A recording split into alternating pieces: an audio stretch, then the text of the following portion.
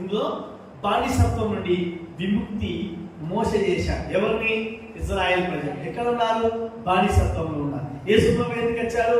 బానిసలైన వారు, పాపంలో ఉన్నవారు, మోసంలో ఉన్నవారు, అంధకారంలో ఉన్నవారు, అన్యాయంలో ఉన్నవారు విడిపించడానికి వచ్చాడు. ఆయన విమోచకుడు.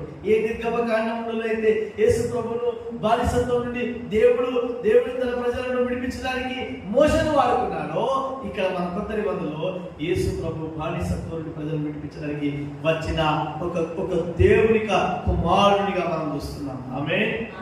హల్లెలూయా. నిర్గమకాండంలో ఏం చెప్పారు? పస్కా బలి, గొర్రె పిల్ల. రెండోది మన్నా. యేసు ప్రభు అన్నాడు జీవాహారం నేనే. మూడోది బండ నుండి నీళ్ళు వచ్చాయి. యేసు ప్రభు అన్నాడు నాలో నుండే జీవములు వస్తాయి, ఆయనే జీవజలం నది. మళ్ళీ ఏమన్నాడు? గుడారము.